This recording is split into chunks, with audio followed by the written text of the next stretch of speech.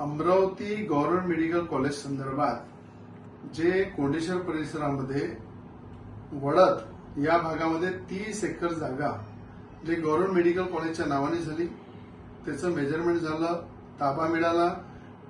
Government medical कॉलेजचं वडद परिसरामध्ये tender सुद्धा फ्लोट झालं आणि त्या जागेवर राज्याचे मुख्यमंत्री देवेंद्र फडणवीस साहेबांनी भूमिपूजन सुद्धा केलं. त्यामध्ये आयडेंटिटी फॉरेस्टच्या नावाने जो बबाल चालू आहे तो अत्यंत चुकीचा आहे. त्याच्यामध्ये कुठल्याही प्रकारचा त्या फॉरेस्ट त्याच्यामुळे कुठली अडथळा निर्माण होत नाही. अशाच प्रकारे जागेवर गोंदियामध्ये, चंद्रपूरमध्ये आणि गडचिरोलीमध्ये अशाच जागेवर गव्हर्नमेंट मेडिकल कॉलेजचं काम सुद्धा सुरू झालेलं आहे, म्हणून कुठलीही अडचण त्याच्यामध्ये नाही आहे. राज्याचे मुख्यमंत्री देवेंद्र फडणवीस साहेबांची मी आज भेट घेतली. त्यांनी अधिकाऱ्यांना निर्देश दिलेले आहे की वडद परिसरामध्ये, कोंडेश्वर परिसरामध्येच गव्हर्नमेंट मेडिकल कॉलेजची इमारत बनणार, ती बदलणार नाही. त्यांना मी पुन्हा मागणी केली की अमरावतीमध्ये एम्स हे हॉस्पिटल सुद्धा अमरावतीमध्ये मंजूर करा. त्या संदर्भात अमरावती शहरामध्ये जर चांगली जागा असेल तर त्या ठिकाणी एम्स हॉस्पिटल आणू. आपल्याला एकच्या जागी 2 हॉस्पिटल असले चालेल, पण या ठिकाणी मंजूर झालेलं गव्हर्नमेंट मेडिकल कॉलेज त्याच्यावर राजकारण करून राजकीय पोळ्या शेकण्याचं काम करू नका. ज्यांच्या डोक्यावरचे पांढरे केस झालेले आहे त्यांनी दिवसा स्वप्न पाहू नये की वडद परिसरामध्ये, कोंडेश्वर परिसरामध्ये गव्हर्नमेंट मेडिकल कॉलेज जे मंजूर झालेलं आहे त्याची जागा बदलवायची, काहीतरी त्याच्यावर राजकारण करायचं फॉरेस्टच्या नावाने. हा धंदा बंद करा.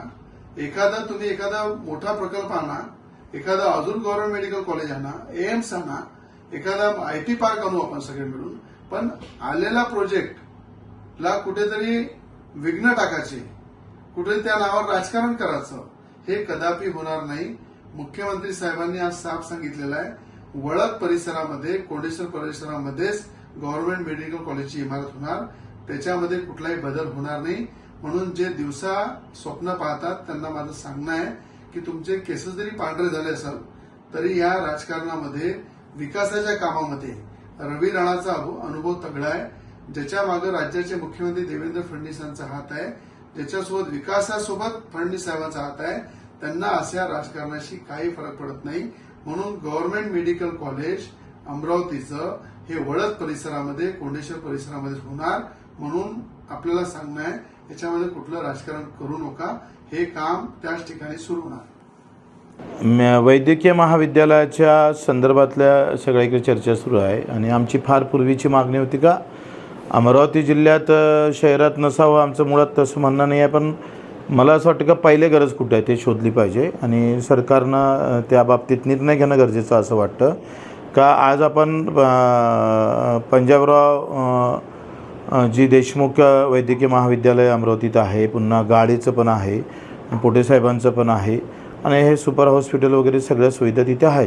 पण मेळघाटच्या दृष्टिकोनातून जर आपल्याला अधिक मजबूतीनं भर करायचा असेल तर अचलपूर हा जोडणाऱ्या 5 तालुक्यात जर हे वैद्यकीय महाविद्यालय पहिले तिकडे आपण जर शिफ्ट केलं आणि नंतर आपण जर अमरावतीत दिलं तर मला वाटतं सगळ्यात जास्त साध्य आपल्याला करता येईल आणि जिथं गरज आहे तिथं दिल्यासारखं पण होईल. म्हणजे तहान लागलेल्या लोकांना पाणी पाजायचं का थंड पाणी पाहिजे अशा लोकांना पाणी पाजायचं, हे सरकारनं ठरवलं पाहिजे. तसं पाहिलं तर अमरावती जिल्ह्याला doctor Panjabrao Deshmukh medical college आणि इरविन दवाखाना असो, सुपर स्पेशालिटी असो, डॉक्टर गोळेंचं मेडिकल कॉलेज असो, डॉक्टर पोटेंचं कॉलेज असो, प्रवीण भाऊ पोटेंचं कॉलेज असो, हे सर्व कॉलेजेस असताना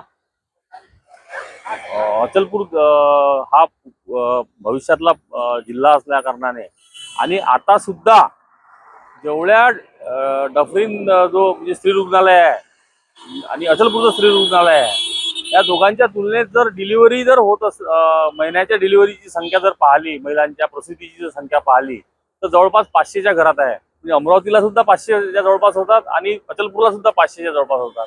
अशा परिस्थितीत मेळघाट आहे, चिखलदरा आहे, धारणी आहे, त्याच्यानंतर अचलपूर आहे, चांदूर बाजार आहे, अंजनगाव आणि दर्यापूर आहे, असे 6 तालुके जर जोडले गेले तर आणि त्या भागाला जर अशा प्रकारची सुविधा उपलब्ध जे खरी सध्या निकड आहे मागच्या 20 वर्षात जरी झालं नाही, मागच्या 20 वर्षात अशा प्रकारचे प्रयत्न झालेच नाही मुळात.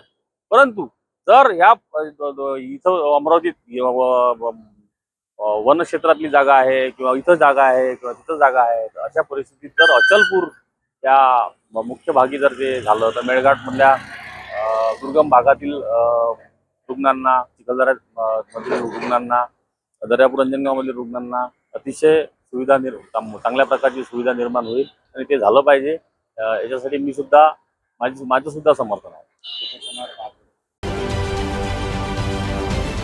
महाराष्ट्रातील सर्व बातम्यांचे विश्वासार्ह व्यासपीठ,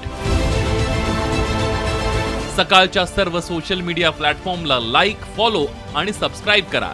तसंच सर्व नोटिफिकेशनसाठी बेल आयकॉन प्रेस करायला विसरू नका.